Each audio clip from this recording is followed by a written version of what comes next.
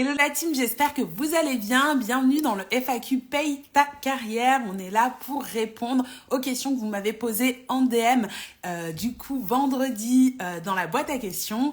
Et du coup, je prends aussi 5 questions que vous me posez en direct. Donc n'hésitez pas si vous avez aussi des questions à me poser sur votre paye ou votre carrière, la négociation de salaire ou de départ. J'y réponds en direct. Coucou tout le monde, j'espère que vous allez bien, que vous démarrez bien la semaine. Et puis voilà, que vous êtes en forme. Et sans plus tarder, on va passer au vif du sujet. Et je vais prendre les premières questions que j'ai sélectionnées dans celles qui m'ont été posées dans la boîte à questions. Donc, la première question que j'ai reçue, c'est: peut-on demander une indemnité si l'entreprise fait des erreurs sur la fiche de paye? Donc, en gros, on a un employeur qui a fait des boulettes sur la fiche de paye. Est-ce que le salarié a le droit de demander des indemnités par rapport au préjudice subi? Alors, de manière standard, il n'y a pas vraiment de notion d'indemnité. Genre, tu te trompes de 10 euros, tu as 1% d'amende. Il n'y a pas cette notion-là qui existe. Et si, par exemple, un employeur va faire des erreurs sur une fiche de paye et qu'il y a un contrôle de l'inspection du travail, etc., il peut avoir des amendes, notamment si, par exemple, il manque des mentions obligatoires, etc. Mais c'est des amendes qui sont payées à l'État, qui ne sont pas payées spécialement aux salariés. À côté de ça, s'il y a des erreurs, l'employeur il est tenu de les régulariser, mais faut pas espérer gagner de l'argent à cause des erreurs sur votre bulletin de paye. Au mieux, on vous rend l'argent qu'on aurait dû vous payer correctement dès le départ. Il y a une moto qui passe sur moi. Qu'on aurait dû vous payer correctement dès le départ. Après, il y a la question du préjudice qui peut être subi, c'est-à-dire que, je sais pas, vous avez vos factures qui doivent passer normalement le 5, mais comme votre employeur a fait le bras cassé sur votre paye et que vous avez reçu 10 euros au lieu des 2000 euros habituels, vos factures sont pas passées, vous avez plein d'agio bancaires, etc. Ça, vous pouvez essayer de négocier un remboursement des frais en présentant des justificatifs. Et si l'employeur refuse à l'amiable, essayez de vous rapprocher d'un avocat pour voir ce qui peut être fait, mais de manière standard, j'ai pas connaissance qu'il existe des indemnités particulières qui peuvent être versées à un salarié à cause d'erreurs sur une fiche de paye. Voilà pour la première question. Pour la deuxième question, c'est une question hyper intéressante, qui dit: est-ce mieux de toucher plus grâce aux heures supplémentaires ou grâce à un taux horaire plus élevé? D'ailleurs, je suis curieuse d'avoir votre avis. Dites-moi dans le chat si vous pensez que c'est mieux de gagner plus grâce à des heures supplémentaires ou gagner plus grâce à un taux horaire plus élevé. Je vous laisse quelques secondes pour y répondre parce que la réponse, elle n'est pas si simple qu'on peut peut-être le penser. Je vais y répondre parce que je sais pas si vous... Il y a toujours un temps de décalage, donc je sais pas combien de temps vous allez mettre pour me répondre, mais pour pas vous faire patienter trop longtemps. La question, c'est: ça dépend du type d'heures supplémentaires duquel on parle. De manière générale, moi, je vais toujours vous recommander d'augmenter votre salaire fixe parce que votre salaire fixe, c'est celui que vous négociez au niveau de votre contrat de travail. Et du coup, ensuite, on divise par le nombre d'heures que vous faites et ça vous donne votre taux horaire.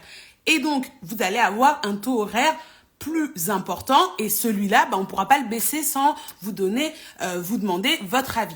Cependant, et je vois dans le chat, il y a des personnes qui disent taux plus élevé et Macam Nature qui dit: mais pour les impôts, non, c'est pas forcément plus intéressant.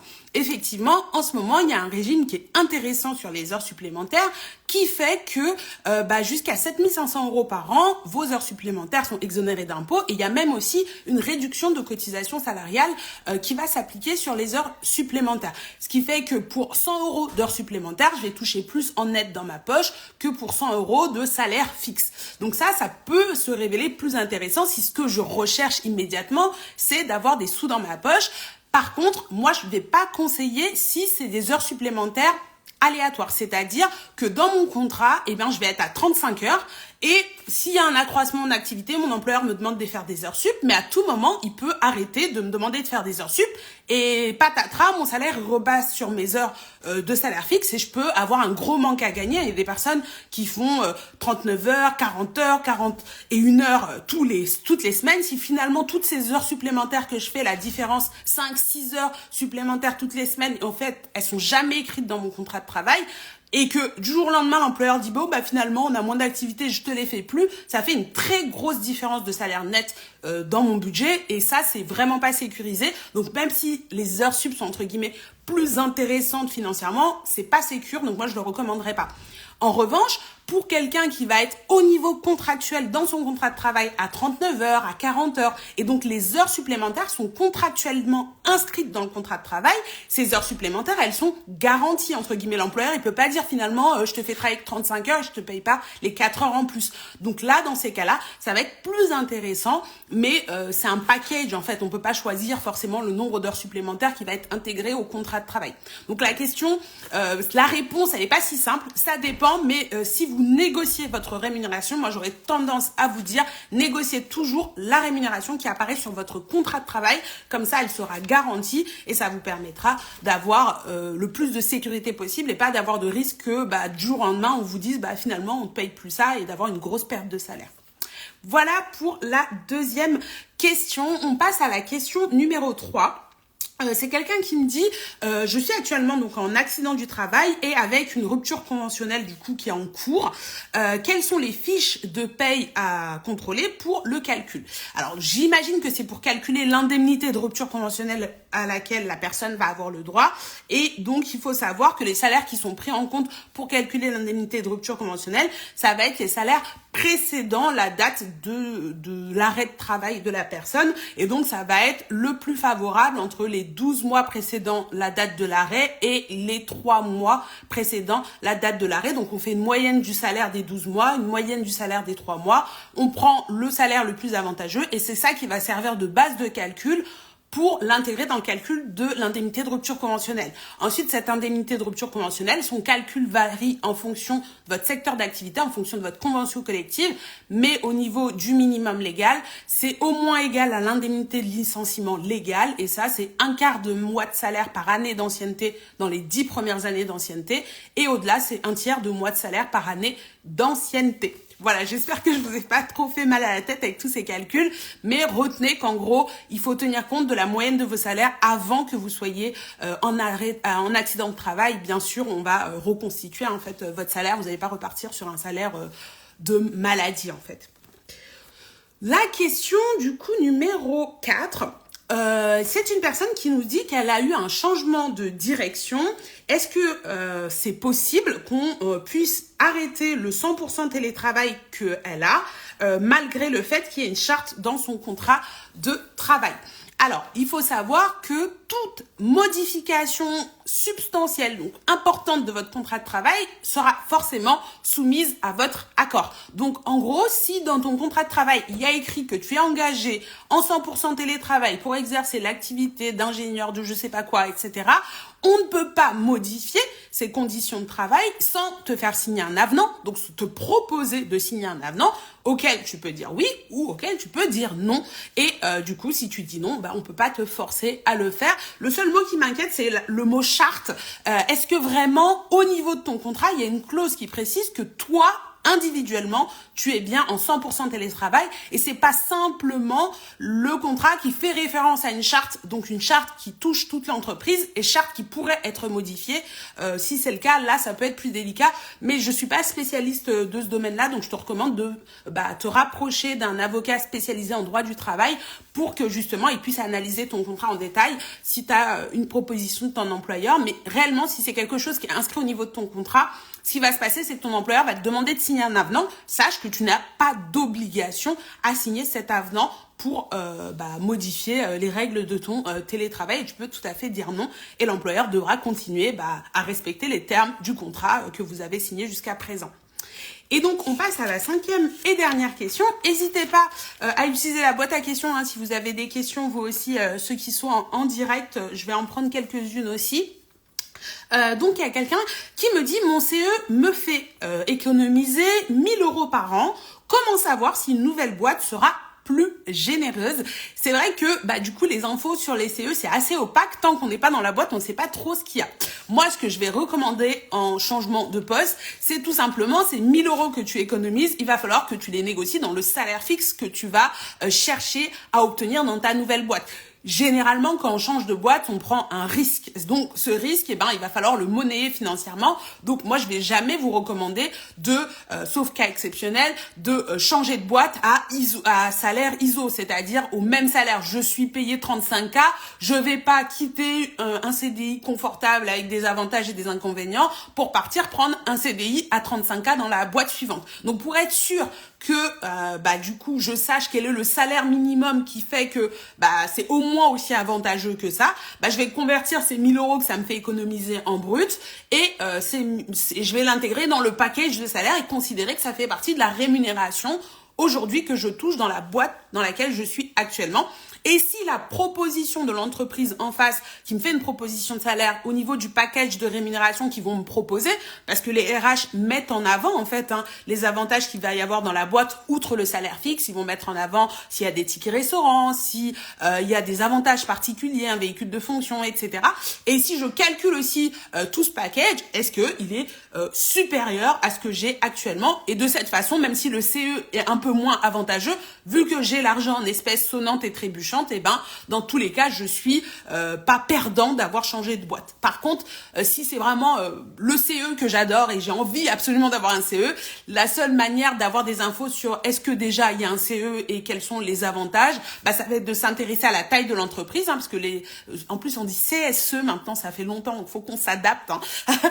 Est-ce qu'il y a un CSE? Donc si la boîte est trop petite, il n'y en aura pas forcément. Et si la boîte est suffisamment grande, après, il faut essayer de faire sa petite enquête terrain, le bouche à oreille, pour voir dans les salariés qui sont déjà dans l'entreprise, ceux qui ont déjà peut-être quitté l'entreprise, est-ce que le CSE est vraiment intéressant ou pas. Voilà pour les questions qu'on m'a posées dans la story sur la boîte à questions. Et là, je vais prendre la question. Les questions que vous me posez en direct. Donc il y a Tidou qui dit comment négocier correctement son salaire, s'il vous plaît, dans la vente par exemple. Alors comme je dis, ça c'est pas le genre de questions sur lesquelles je peux répondre en 2 minutes, mais je peux vous donner les règles générales. Pour négocier correctement ton salaire, il faut savoir ce que tu vaux, ce que tu veux et ce que l'employeur est prêt à débourser pour s'offrir tes services. Et du coup, à partir de ce que tu vaux sur le marché du travail et ce que tu veux et ce que tu vaux sur le marché du travail, tu vas essayer de répondre aux éventuelles objections de l'employeur qui va te dire peut-être vous êtes trop junior pour prétendre à salaire, vous avez ci, vous avez ça. Il faut que tu prépares en amont toutes les objections potentielles qui feraient que on refuse d'accéder à la requête du salaire que tu veux. Et si tu arrives correctement à répondre à ces objections et que dans ta proposition de valeur, ton employeur estime légitime par rapport à ton profil, par rapport à la valeur ajoutée que tu vas lui apporter à l'entreprise, que c'est cohérent entre le montant que tu lui demandes et qui va être gagnant parce qu'il estime que ok, je vais la payer 35K, mais je sais qu'elle va m'apporter suffisamment de valeur, que le profil, je sens que ça va m'apporter suffisamment de valeur dans ma boîte, il va être prêt à dire oui. Si tu réussis pas à faire ça, c'est dans ces conditions-là qu'il va te dire non, en fait moi c'est ça et pas autrement. Et donc soit il faut retravailler sur ton profil, qu'est-ce que tu apportes, comment tu valorises ton profil, soit ça veut dire que peut-être tu n'es pas cohérente par rapport aux valeurs du marché et ce qu'on est prêt à payer pour un profil comme le tien. Donc la vraie chose qu'il faut comprendre quand vous voulez négocier votre salaire, c'est que 80% de votre négociation de salaire, elle se prépare en amont, en ayant bien étudié les salaires, en ayant bien compris ce que vous avez à apporter à l'entreprise et sur quel montant, sur quel tarif vous allez vous positionner. Si ça, c'est pas clair dans votre tête et que vous vous positionnez mal et que vous ne montrez pas votre valeur ajoutée correctement, forcément, vous allez être déstabilisé par les objections, par ce qu'on va vous dire, et donc vous risquez de mal négocier votre rémunération. Et dans le post que j'ai partagé aujourd'hui, je parle de contre-proposition. Surtout, osez, parce que votre employeur ou un recruteur, quand il va vous proposer une rémunération, dites-vous qu'il y a toujours une marge de négociation. Donc n'hésitez pas à faire une contre-proposition pour aller chercher l'argent qui reste sur la table et que souvent on laisse parce qu'on a l'impression que on m'a dit c'est 2% d'augmentation, c'est comme ça et c'est pas autrement. Il y a quand même avantage à dire et à aller challenger un peu ces chiffres-là. Ok. Alors je prends les questions suivantes qui ont été posées. Alors je sais plus où j'ai vu intéressant. Mais j'ai pas vu. Ok. Il y a Daniela qui demande, est-ce qu'il y a encore un avantage à être cadre versus étam au contrat cadre et quid de la retraite? Au niveau de la retraite, entre cadre et non cadre, il n'y a plus de grosses différences. La principale différence, elle se situe au niveau du salaire. Si vous êtes un cadre qui est très bien payé, bah c'est bien. Si vous êtes un cadre qui un cadre qui est mal payé, bah c'est pas ouf. Et si vous êtes un non cadre qui est très bien payé, bah vous allez plus cotiser pour votre retraite qu'un cadre qui est mal payé.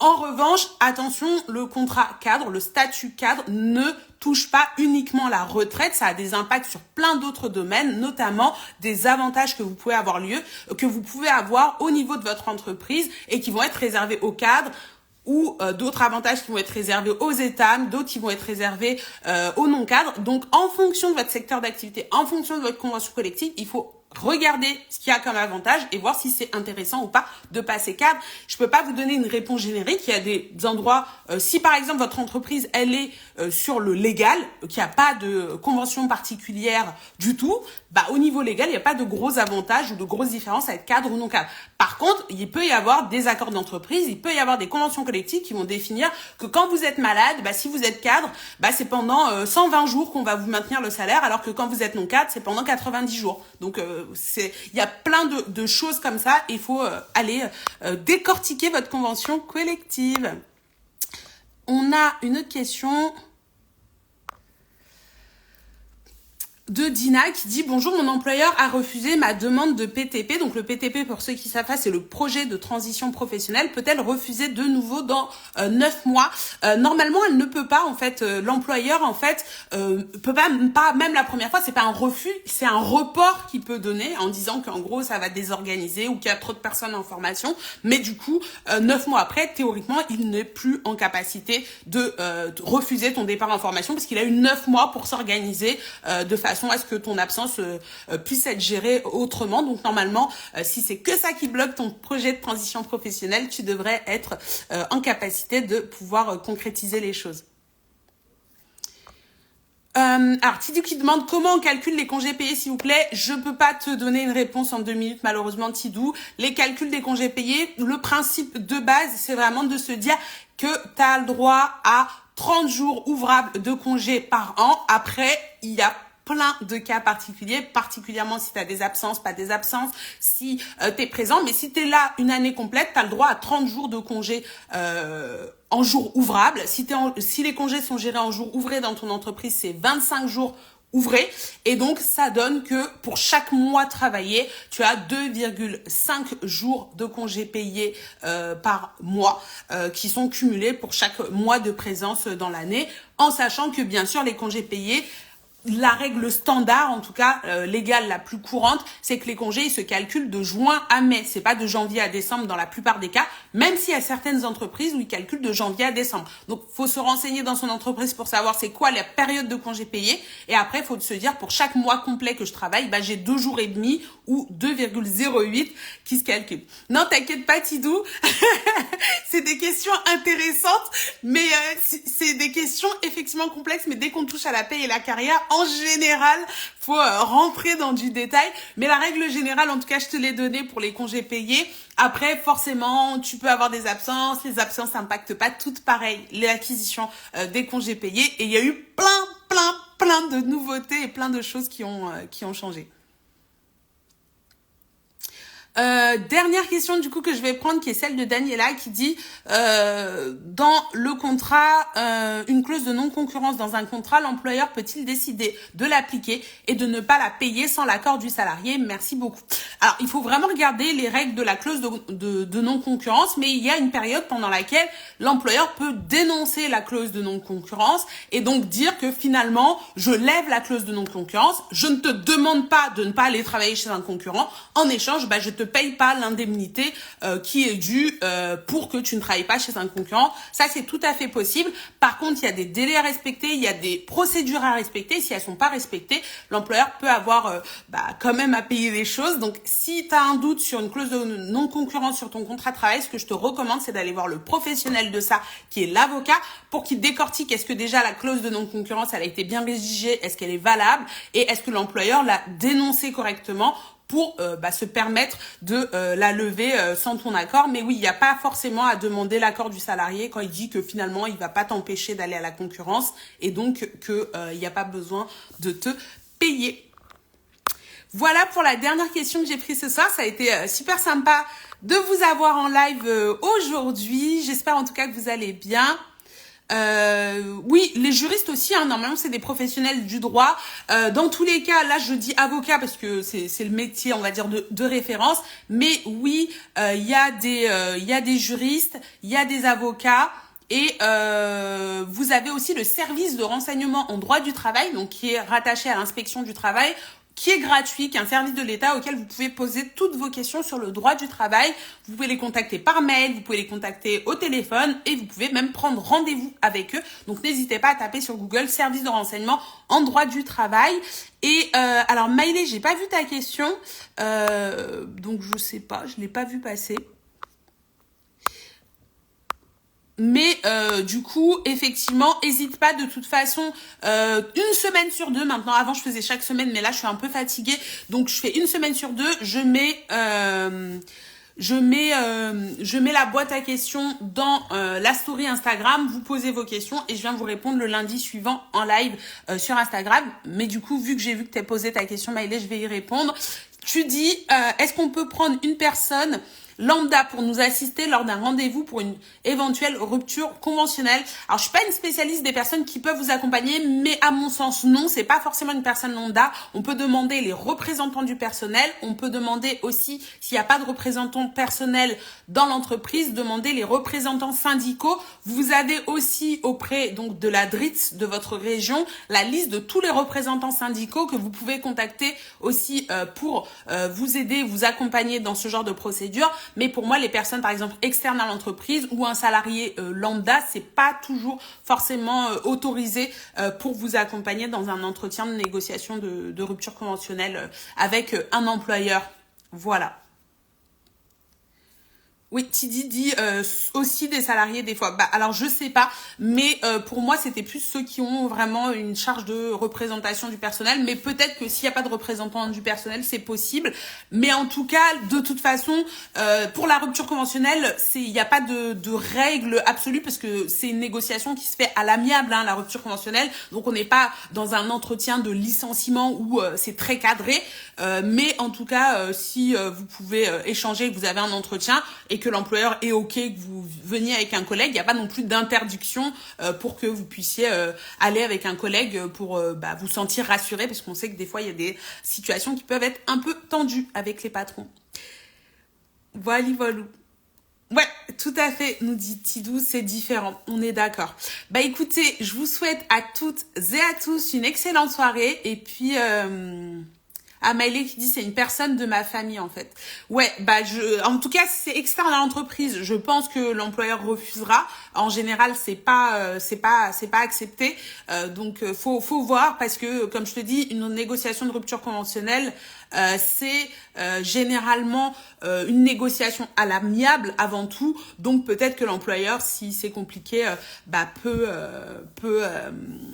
peut accepter qu'il y ait quelqu'un qui t'accompagne, mais en général c'est pas une pratique très courante. Donc en tout cas moi ce que je te recommande, si du coup tu as des inquiétudes pour la préparation, n'hésite pas, il y a des prestations aussi que je propose sur la négociation de rupture conventionnelle pour vous aider à la préparer. Mais du coup voilà, n'hésite pas aussi à aller avec des représentants syndicaux. Et si tu nous dis qu'il y a une boule au ventre ou il y a une grosse inquiétude à ce niveau-là, peut-être que c'est pas forcément le plus judicieux de négocier une rupture conventionnelle. Il y a peut-être d'autres alternatives, notamment en cas d'harcèlement, en cas de vraies difficultés avec l'employeur. Des fois, la rupture conventionnelle, c'est pas la question.